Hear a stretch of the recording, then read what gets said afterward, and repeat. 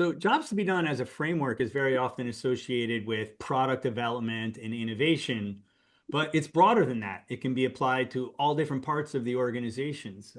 We heard recently from our colleague around jobs to be done in customer success. And in that sense, it's really a broad problem solving framework. It's a mindset. It's a way of thinking and solving problems. And that's what we're going to be talking about today on Jobs to be Done Untangled with me, Jim Callback, author of the Jobs to be Done playbook and co-founder of the Jobs to be Done Toolkit. Hello, and I'm Elaine Matthias. I'm the other co-founder of the Jobs to be Done Toolkit. Thank you for joining us for Untangled today.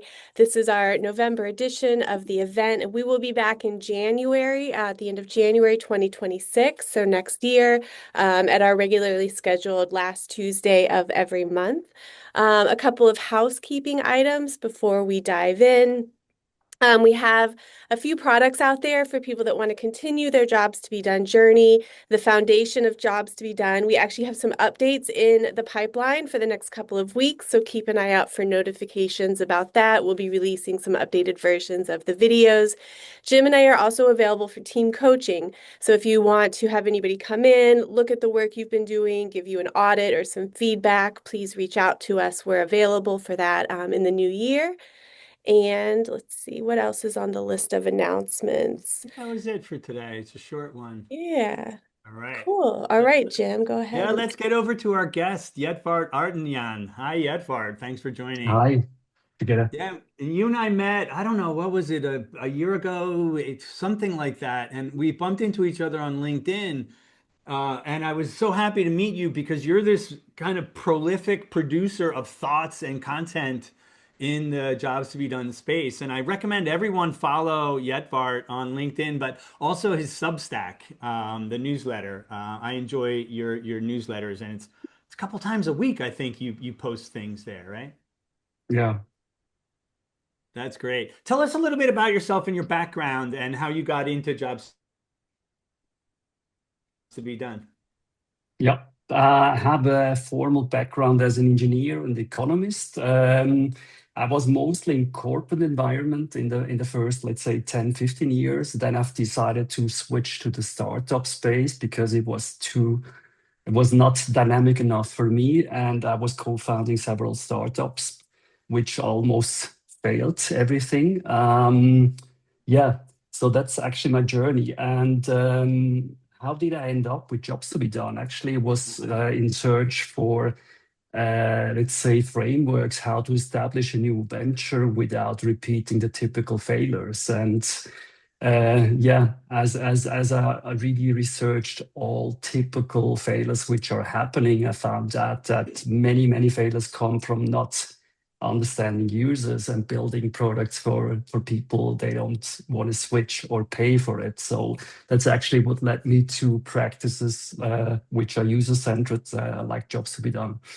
Yeah. Yeah, actually, I'm glad you mentioned that because one of the when I give talks and workshops on jobs to be done, I like to ask the question, why do startups fail? And I encourage people to go Google, why do startups fail? And you'll find a lot of top 10 lists and things like that. One of the top three reasons consistently is we didn't understand the market need or no market need, right? And that's often a lead in to explaining jobs to be done. But I'm glad you framed things that way because it is a very common symptom and a typical problem that we have. Even and it's not even startups or innovation. I would even say product launches. Why do product launches fail? Is because we dreamed up something that nobody needs, right? And that's why jobs to be done is there. So thanks for that framing, Yetvart. I really appreciate that. You have something that you wanted to bring to us, and it's this kind of not alternative use of jobs to be done, maybe an extended use of jobs to be done. So I'm going to stop sharing my screen, and I'm going to hand it over to you. And I think what you have to share with the folks is going to be very interesting. Yeah.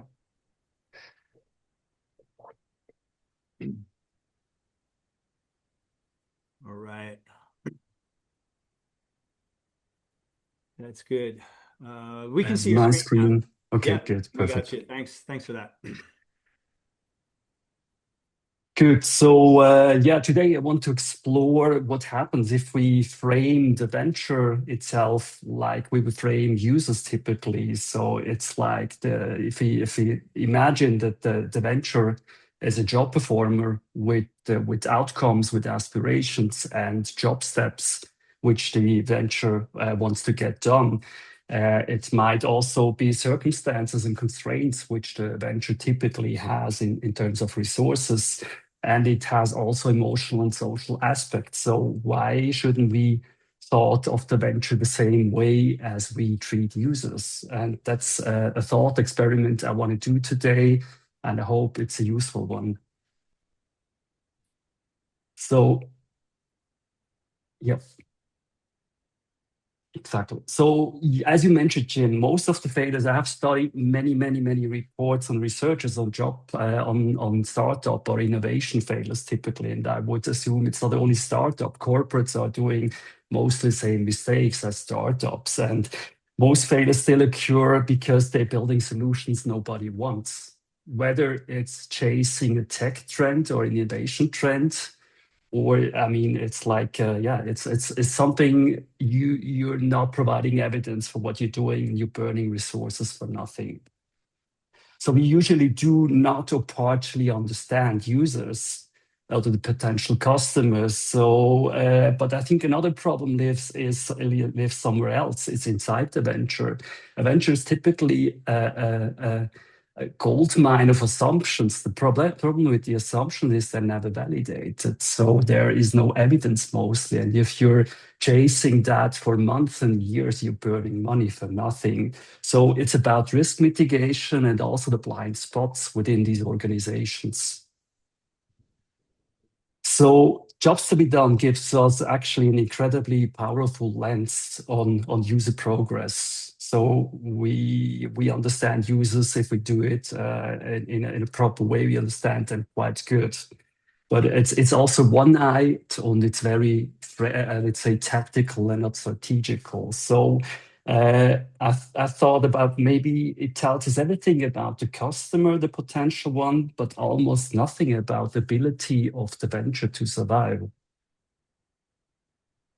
So I thought maybe let's flip this. Why shouldn't we treat the venture as a person or let's say a job performer seeking progress?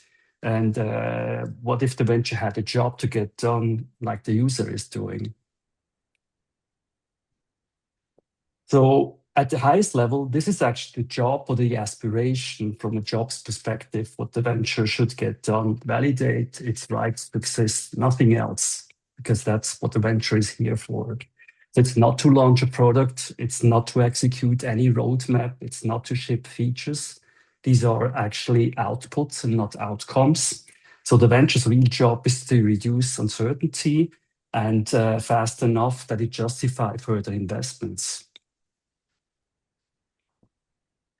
So a product can create user progress, but it can still fail. Or in other words, you might have a problem solution fit or a product market fit, but your business model will never be validated or will not be evident enough. So desirability doesn't guarantee a viability of the business model. And we need actually, let's say, both lenses, one on user level with jobs to be done for the desirability, but it could also be applied on a venture level, jobs to be done for the survivability of the venture itself. So when you break that down, what venture sub-jobs might be, this is what you typically get if you're building a new venture. And the funny thing is, I mean, they're running all in parallel and not in a sequence. And if you have created your own venture or a startup somehow, you understand you don't get it to validate each one at a time. So everything is interconnected, is influencing each other, and that's why early stage work is mostly very messy. So we run endless product experiments. We validate features, we validate usability, we validate also experience, but rarely do we validate the business model itself, with the same discipline as we're doing that. So that's the gap the thought experiment is actually trying to close here. So this becomes the operating system. It's not what should be built for whom, with which underserved needs or outcomes, but it's also not what should be built next or what feature should we ship next. It's about the next most important thing that the organization must learn to reduce the uncertainty of the venture survival. Or in other words, teams love to believe they're building a product, but the product itself, it's a byproduct. What the venture is a learning system, a system that turns the guesses into evidence, that reveals the hidden risk behind the venture, and that earns permission to continue. So users hire products to make progress, but I mean, leaders, investors, board members, executives, they hire ventures to provide evidence that it can survive, evidence that it can scale, and evidence that it justifies the next round of resources that it absorbs. So this is the invitation. If jobs to be done is truly universal, why limit it only to the user? Your venture has a job to get done too. And when you map that job, you get a clearer, faster, more honest path to reducing the uncertainty in a venture and the odds of survival. So if you map that, for example, on a jobs to be done canvas for a new venture, it might look like this.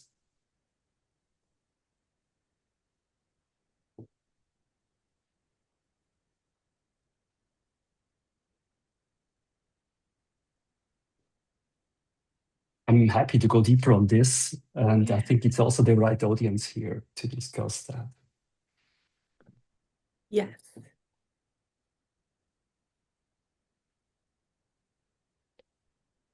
Yetvart, can you walk us through a little bit about what we're looking at and the different categories that you're using to sort information?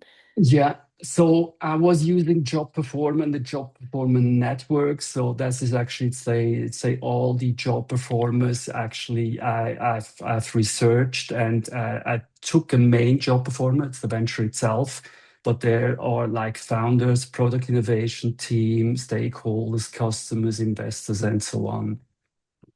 I was using two desired identities, for example, here, a credible, sustainable, strategically aligned venture, and seen as capable of learning and adapting, executing under uncertainty, let's say as a learning organization. Or I wrote down also related jobs, which are not core jobs of the venture. And let's say the aspiration is the main job in that case here, validate its right to exist. I let's say, broke down the different job steps, the struggles which might occur, and current solution workarounds. And yeah, start filling it out. There's a lot of assumption here in that, but it's exactly the work actually startup is doing, is providing evidence in that.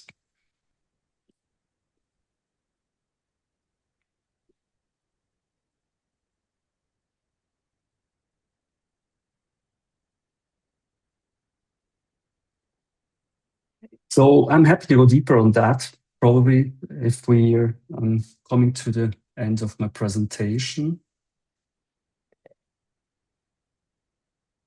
I have a quick question. Yeah, we can maybe in a Q&A. Oh, go ahead. Why don't you? Oh, no, go ahead. So one of the things that I sometimes run into when I'm thinking about like the user job versus the venture job is that in the course of conversation, they kind of sometimes become hard to differentiate, like which job performer are you talking about? Have you run into that in the course of your work?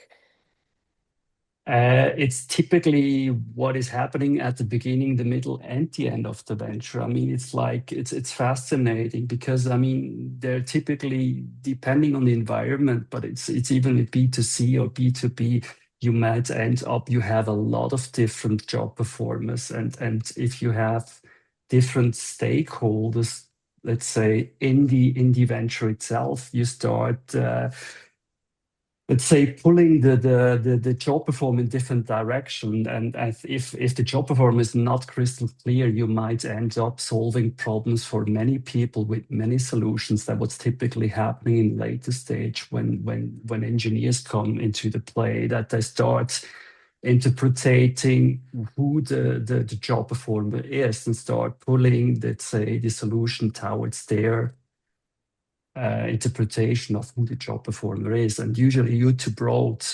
I mean, the thing with startups, especially if you're constrained on resources such as money, you're not building a warehouse of functionality, you're building an MVP, and MVP means it's really minimum. So everything which is not monetizable goes into a backlog and will be planned and distributed later. Yeah, it's a really interesting question because I would imagine if you asked most organizations or teams within most organizations, they probably wouldn't agree on what the job of the venture is. That they'd look at it at different perspectives and they'd probably define it very differently, right? A CEO type, and I'm being stereotypical now, might come in and say, our job to be done is make money, right? And engineers or developers might say it's to release value or create value in some way or another, right? And salespeople would say it's to capture value and things like that. So, how did you arrive at validate its right to exist? Because that feels what I would call almost like an aspirational job. And Mm, I would focus more on your orange ones. yeah.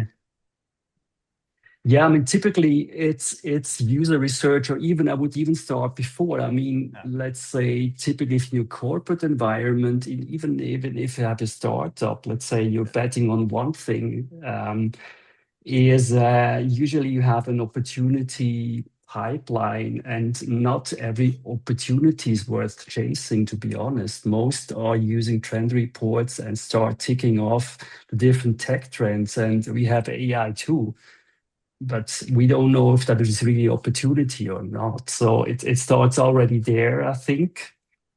And then mostly it's user research. I think especially tech environments, actually they're dropping the user research part. I call it, let's say, the problemized zone. So you want to understand your potential users, and typically you have a network of users. You have to find the one which you might Mhm. provide Right. the highest part of value, and not to think about solutions in that case. Right. I think that might be related to Scott's question there in the Yeah. chat. I don't know, Scott, if you want to come on, but while you're doing that, I've always had this notion of like group personas or a combined persona, and I think you've kind of suggested that here with the venture is the job performer, and the venture has needs, not in the way that humans have needs, but there is something there. But Scott was asking is aren't the job performers the executives, the managers, and the employees? Scott, do you want to come on and ask your question? Yeah, just hopefully you can hear me. Yeah. I mean, I just principle of experience mapping. You always want to kind of do the actor, right? And like a venture itself can't do anything, right? It's kind of a imaginary thing that exists in people's minds, right? But it's people Yeah. that are actual actors that can do things, and obviously now with agentic AI coming, we might want to consider AI agents doing actions, but traditionally it's like you have to have a person. So wouldn't the job person be, like you said, the CEO who has to come up with a business model that is sustainable, right? And so the actor responsible person, you want a person doing that action rather than this kind of abstract idea of a venture. I agree. I mean, the thing is, like, the responsibilities are distributed somehow today. So as you said, like the CEO is in charge for, let's say, the financial throughput and also for the business model. But I think it's not enough just to fill out the business model canvas and say that's a business model. That's not. These are assumptions of a business model, maybe. Mhm. But you need to validate it. If you break that down, you find users, you find value proposition, you find distribution channels. And if that business model is not a collaboration of specialists, then what is it for? It's an assumption which is on paper or maybe on a Miro board. So I think it's very important that all the stakeholders are involved somehow. I mean, even an engineer might be involved in user research just to understand for a later stage for whom does he build or she build something, and why, and what is in the scope and what is out of scope. So I think this is very important, not to have a sequence of abstract job roles and they only care for their own part. I mean, it's interconnected for me.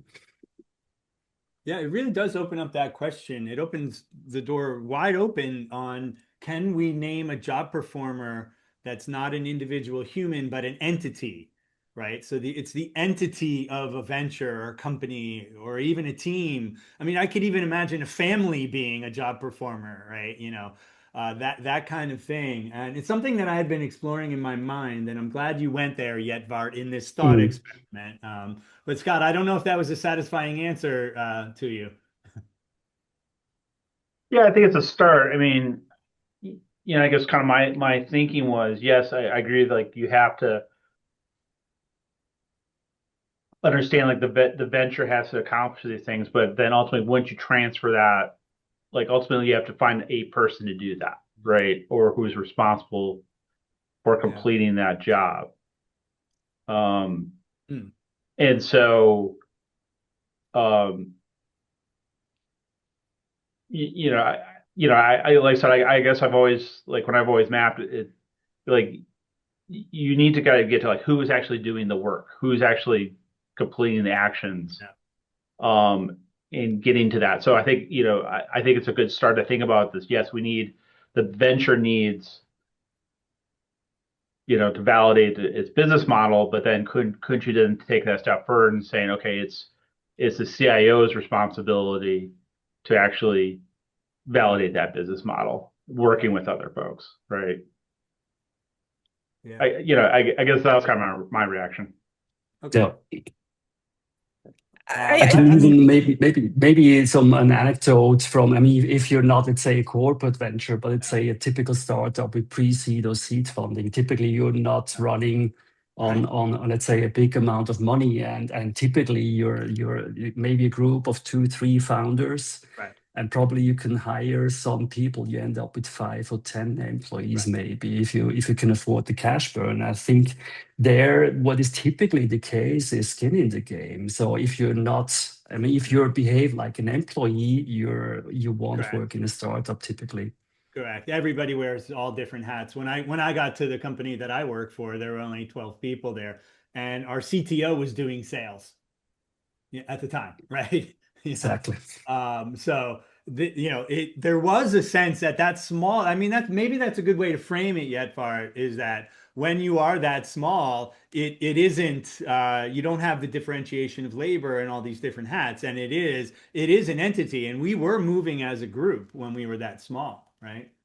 Oh, okay, I like it. Um, but the question I have though is, can a group of people or something like a venture, this group job performer, or beyond just an individual, as Scott was talking about, does it have needs? Right? Because jobs to be done is really about needs. And I think Scott said that a company has needs. You did, Yetvart, that an Mm, organization has needs. And I think if we look at it from that standpoint, is like if jobs to be done is a framework to identify unmet needs, any entity that has a need can be a job performer. So I flipped the script a little. Did you see what I did there? We don't yeah. have to start with the person. We just have to start with this thing has a need, and I can understand its needs through the lens of jobs to be done. Mm, Therefore, I can name a group of people or a collective like a venture as a job performer. Does that make yeah. sense to folks? Yeah, makes sense. Okay. I mean, the thing is, like, I mean, there are some, let's say, business model innovation frameworks available, but I think it's like a toolkit. You might have like 1,000 different tools in your toolkit, but the question is more, are you really good in using a couple of? And I think jobs to be done could be one of the tools you're using daily, and you're an expert, which might be applied on a business model innovation journey. Yeah. And so Wolfram, do you know Yetvart? Have you guys met yet? Because you're very close to each other. Yetvart's in Zurich, but Wolfram, you guys should connect, I think. We didn't. So, but we Okay. will. What? So you had a point there. You have a question and a point. Yeah, I'm trying to. So it's an interesting idea. I'm trying to understand and thought about it. So my question is, or what I was wondering, why is for me the venture could also be just a solution to a job. So there's a job, there's an underlying underserved needs, and I have this idea of this startup or venture which will provide whatever solution which addresses these underserved needs better than what's out there at the moment. And that's why I'm wondering if the venture is not just a solution to a specific job, which has to be identified and defined and researched and so on. That makes sense. Good question. I mean, the venture itself, I mean, if everything is crystal clear, it's like filling out, how do you say that? Yeah, I mean, you need to write down the functionalities you need, like software development. If you have like if everything is clear at the beginning, who the user is and who is struggling with, then you might come up with a solution. But I mean, it's rarely the case. Usually, you're building something which is new, or building on a technology which is new, or you're building for users which are new to you, and you have to have a learning iterations. So not sure if the venture could be handled as let's say only an organization which is capable to deliver a solution without knowing for whom and what it's building. So I'm not saying that the venture needs, or that everything or the solution needs to be crystal clear already. It's just so when you found your startup, you have an idea what to deliver. And this is a solution. Assumption of an idea. An assumption of an idea. Yeah. Maybe it's just an idea to an existing problem, let's say, or underserved need or job, whatever. And then this is just one potential solution to this potentially existing underserved need, job, whatever. And so it doesn't need to be like final crystal clear. I'm just wondering if my venture, if I have to startup, if this is a solution to this job, and there could be other solutions, other ventures, other whatever that serve the job or the underserved needs. That's my thought. So that the venture is rather, so the job to be done is in the problem space, let's say, or in the opportunity space, how it could also be called. And the venture is the solution that addresses what I identified in the problem space, if that makes sense. So that's what I'm thinking about.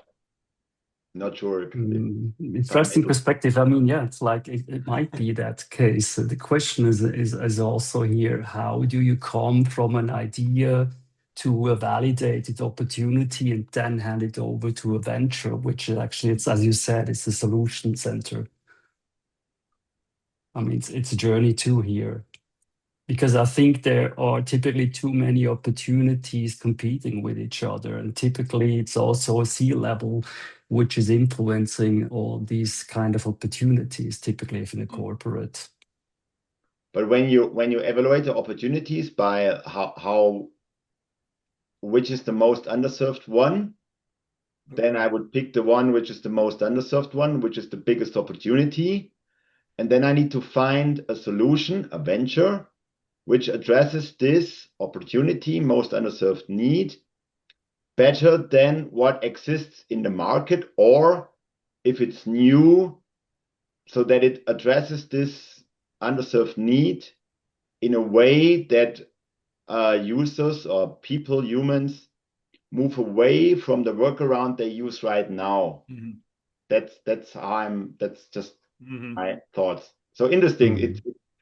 It changed how I think about all this stuff. But so interesting thoughts anyway. So that's why we invited you, Yetvart. But you know, on Wolfram's point there, and going back to Scott a little bit as well too, using something like ODI, and I see you have desired outcomes there, so you're kind of familiar with the quantification of the unmet need.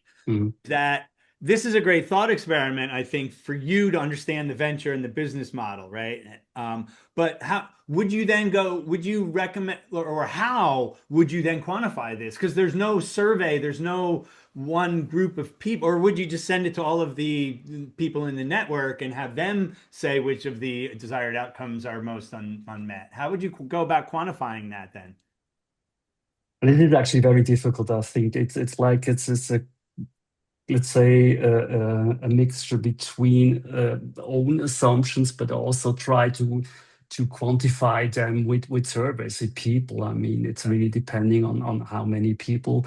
But I think another point which actually Wolfram mentioned is, let's say, an underserved needs might be that you think you're on a right path, but let's say the willingness to switch and pay for an underserved need is another question. Right. And I've spent a lot of money and time in my life to run with things I thought that they hurt really in practice, but they didn't. So people were not willing to pay and switch. So the alternatives were good enough. And there must be a premium on top of the alternatives they're using today that somebody's willing to switch. And it's hard to quantify that, to be honest. I mean, I love what you've done here as a way to kind of articulate the space, and this becomes some level of diagnosis of the business model appropriateness through the lens of jobs to be done. But how would you then actually use this, Yetvart, to let's say you were consulting, I don't know, a startup even, we could say. How would what you laid out here, what signal would that give back to them? I mean, one signal would be actually that typically they have to go step to step zero. Like it's actually, understanding is this an opportunity or not? Not following any, let's say, tech or innovation trends. The second step will be running a deeper research on the user. That's like without understanding users and their struggles, it doesn't make sense to start anything in terms of a business model, because you're 3 steps ahead and you're spending money for nothing. There's no value behind. So that's typically the case. But also thinking about maybe 1 or 2 cases I was involved in lately. One was a B2C case. It was actually the sports group I'm involved. I'm doing capoeira. And actually, we were asking ourselves, is the membership fee okay for what we're doing at the moment? And what we typically did is actually, without thinking too much, benchmarking. What are the others doing here in Zurich? And then we started actually to position ourselves either below or above them with a bit additional value. And I stopped that work and thought maybe we should think about job performance in terms of sports. And it was funny actually, because you were confronted with people like, I'm looking for my next husband doing sports. Please help me. Or please help me to have a social network in Zurich because I'm new in Zurich. Right. And if you look from these perspectives, from these lenses, you might end up with totally different price models. Right. Or even a different solution. Yeah. Right. Okay. I had one more question. I hope are there other thoughts? We're in the discussion now. Did you have any more slides, by the way, Yetvart? Did you want to? No, it's actually just the last slide. This one. Okay, perfect. Then let's go back to that, and we'll continue the conversation here. I have another question, but I wanted to see if there's any other thoughts from the group. Feel free to chime in here.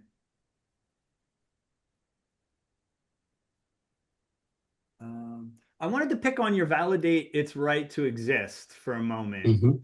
Because there's 2 other things that immediately came to my mind. And one was a quote from Peter Drucker in The Practice of Management in 1955 or 54, whenever that book came out. And he said there's only one valid definition of a business purpose: to create a customer. That's the Mhm. job of a business, is to create a customer, which means you have to create value and deliver value and all that. But it's about creating a customer. And I'm just curious, wouldn't that be a job that you could put up there at the top? Is our job is to create a customer, right?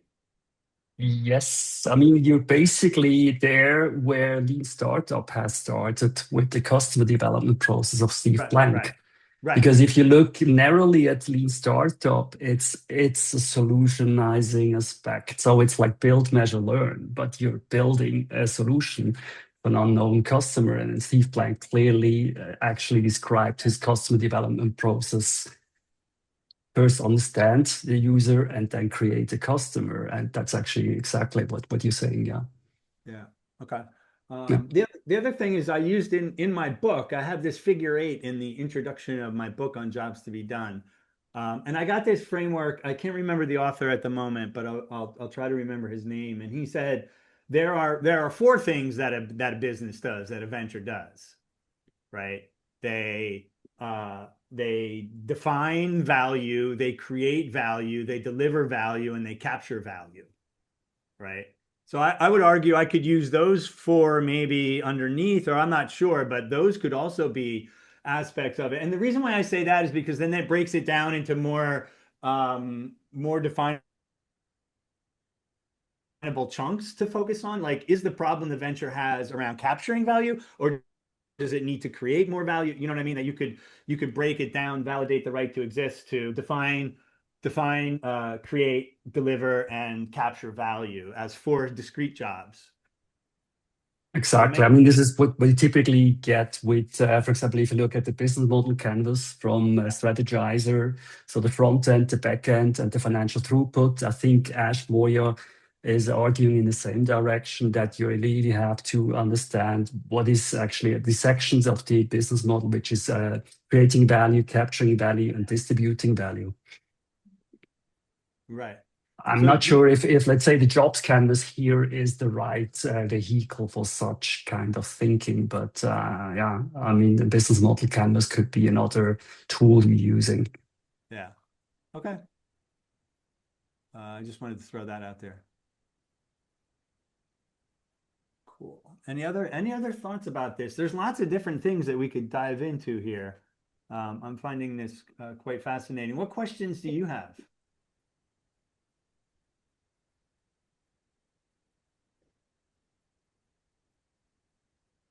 So I have a kind of an observation slash question. And so one of the sort of themes and jobs to be done that I've been observing over the past like 12 to 18 months is that a lot of people want to use the framework in order to map an ecosystem. And that's a big chunk of information to tackle in any kind of professional environment, kind of understanding the ecosystem, setting boundaries around how far you're going to go with the information you have available, what's included in the ecosystem, what's out. These are big, complex spaces that people are using jobs to be done to help drive sense making and understanding. And there's an element to this conversation that to using or to, thinking about the venture as a job performer that seems to fit into that conversation.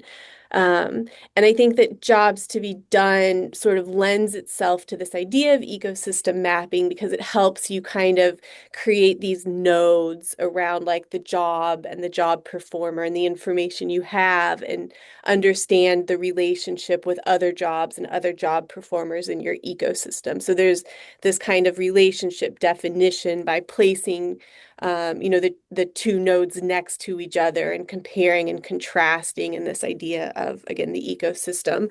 And so I'm wondering if that resonates with anyone out there. Are you also kind of using jobs to be done to understand a larger ecosystem? And how are you handling the business or the stakeholder in that context?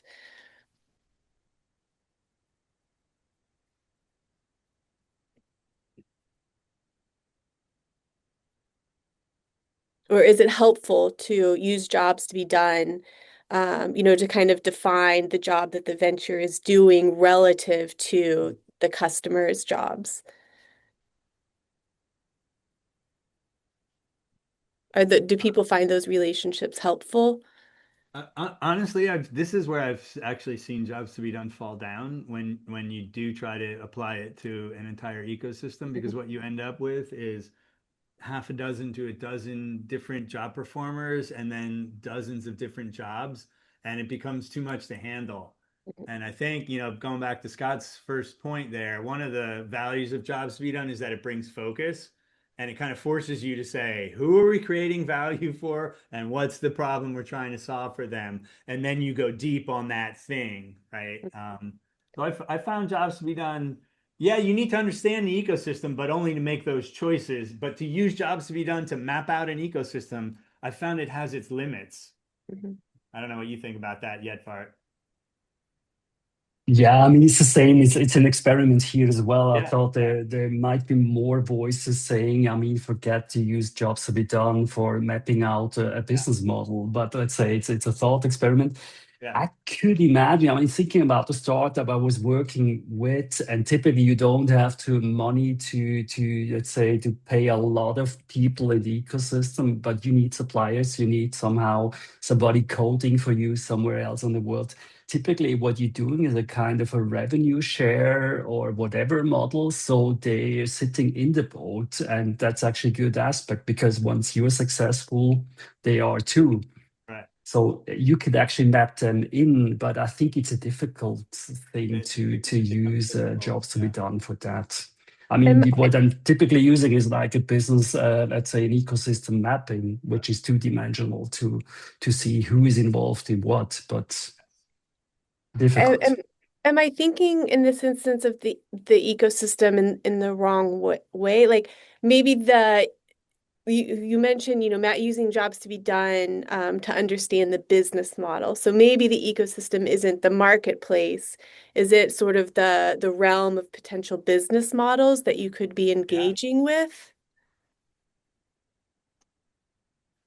Yes, I mean, it's part of for, let's say, at least for the business model canvas, as far as I remember right now. So the value creation, you typically have the key players which are Right. involved in the value you're creating. I think Ash Moria is not using that, but at least in the strategizer business model canvas, it's included. So you map out the different stakeholders which are Right. involved in the value creation. Yeah.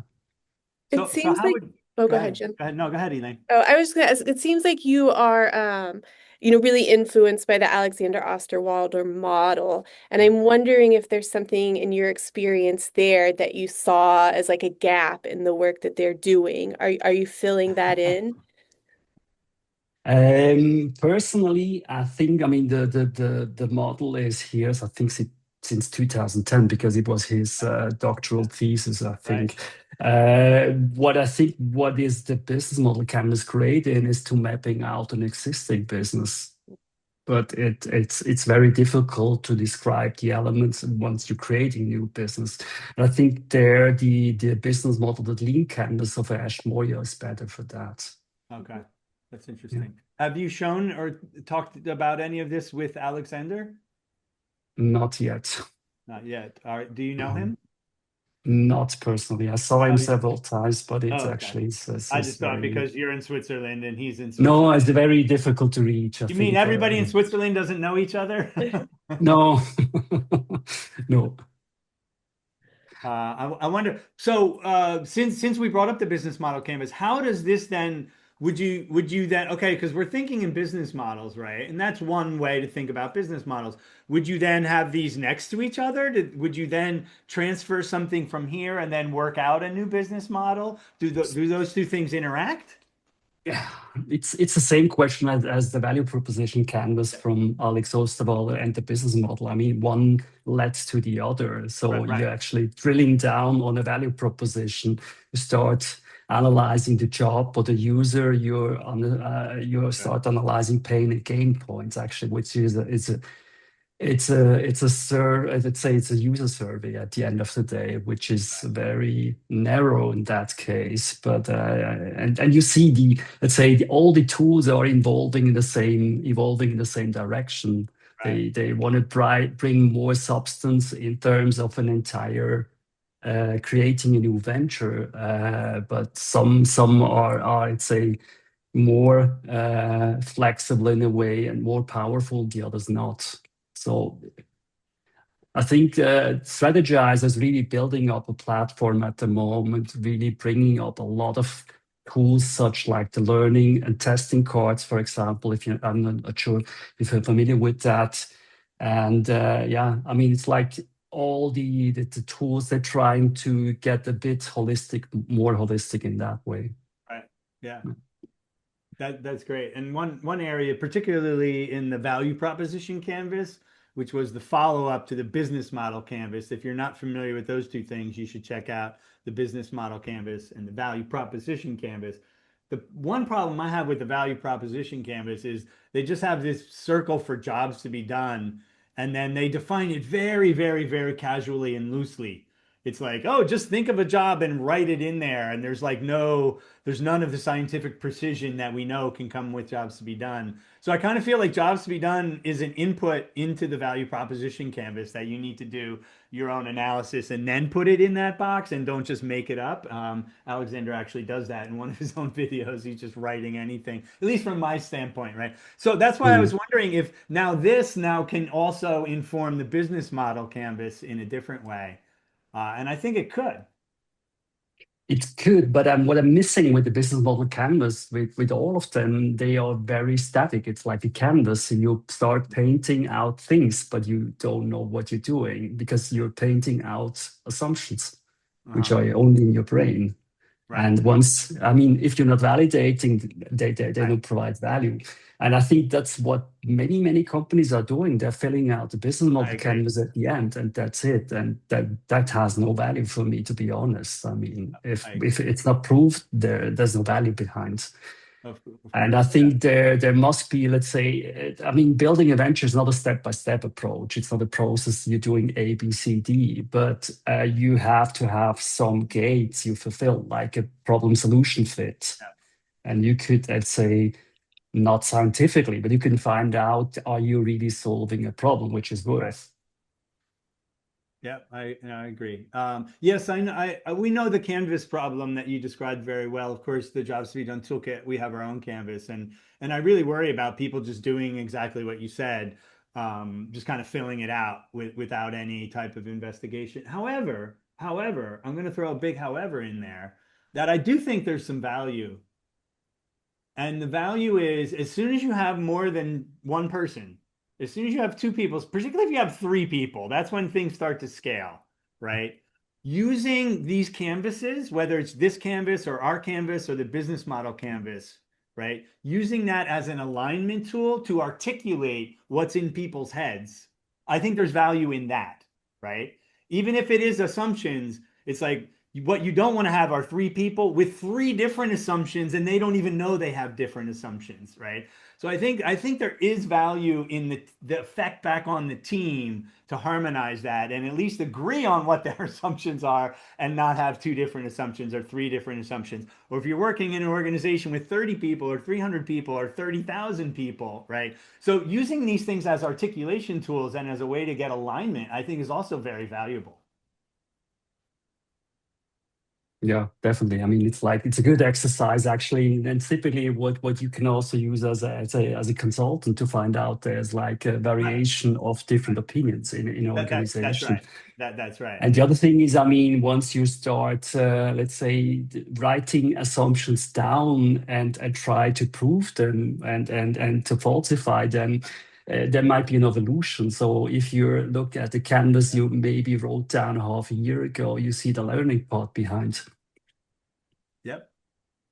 Yeah, I spend a lot of time sort of adjusting people's language from I think to my hypothesis is, or I think to I assume that whatever this is. Yeah. And we just updated our canvas. Elaine and I updated our canvas, and we literally put the word hypothesis in there. So we are now calling it the Jobs to be Done Hypothesis Canvas, because that's all it is. It's a thinking tool for a team to get its assumptions and ideas out. for targets. And then, of course, you go out and interview the people or whatever your first research step is, and you go, oh, we got the focus job wrong, or we need to change our job performer, right? But you need a starting point, and you need a starting point as a group. Right. And I find that's where I find these canvases are real value. They're not the validation tool. They're the alignment tool, really. However, going back to what Yetvart is doing with this canvas, I think this idea that you need to kind of go out and validate the business model Mhm. is incredibly powerful. Yeah. Um, So what would be your next step then, Yetvart? How would you go out about validating a business model once you articulate it through the lens of jobs to be done? I mean, first thing is actually user research. So you're basically doing assumption, which is in that case, I'm venture, but you could describe any kind of job performer. And at least, I mean, I'm not doing a lot of research typically because after 5 to 10 interviews, you start hearing the same things again and again. And if there is no pattern, you might be on the wrong track. I mean, you're looking for a signal in the noise at the end of the day. And if you see that people are struggling with the same topic you think or your idea is, for example, as a founder, and you find other people and we're really, I mean, we're focusing on innovative early adapter people and not laggards and who else at that stage. And if you find that pattern, it's fine. I mean, start describing it. Maybe you have 5 or 10 interviewees and there might be also maybe your later first adapters. You don't know. Yeah. Okay. Thanks for that. And any other thoughts or questions from the group? Do you got one more? Elaine's got one more. yeah, but I'll wait for a moment. Wolfram, Ellie, Jonathan, Lilith,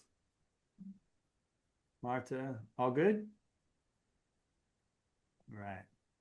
So my question is, when you go out and do research, sort of that begins with your insights canvas, do you formulate the questions any differently, or is there any sort of structure that you're using specific to this context? Actually, I try to do at least as less interviews as possible. I want to see it in the environment of the people. So it's really like more a Okay. personal observation. Are they really struggling?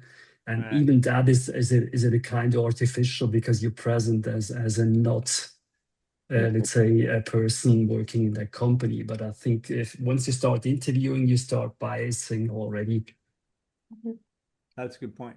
Yep. And I'm okay with the biases. I don't think that that's necessarily a con to any sort of like qualitative or ethnographic type of research. But I do put a lot of emphasis on like getting those biases out vis-a-vis canvases like this. Hmm. That's what, why we start with that assumption. Um, Mm. but Yeah. I often tell people like, yes, of course, as a researcher, you're going to have biases. That's part of the professionalism of the industry. So Right. it's understanding how do you articulate and state those. Right. Um, Mm. it makes, when we fill out things like these canvases, I think as people who do it repeatedly and have experience with it, we make it look very easy and very natural. But the reality is that you have to really get people to see, like, it's not just about filling it out, but as we've talked about, it's how do you get that alignment before you seek validation, Mm. which is exactly what you're doing here. Yeah. Yeah. All right. Well, thanks everyone for joining us here. We're going to put this up on YouTube and then we'll post a blog post in a little while after this, an interview with Yetvart. But Yetvart, thanks so much for joining us here. And I encourage everyone to follow him on Substack. He's got a ton of information. I've learned so much from you since we met just through your Substack. And I really appreciate that. And I appreciate your time today. Thank you very Yeah. much.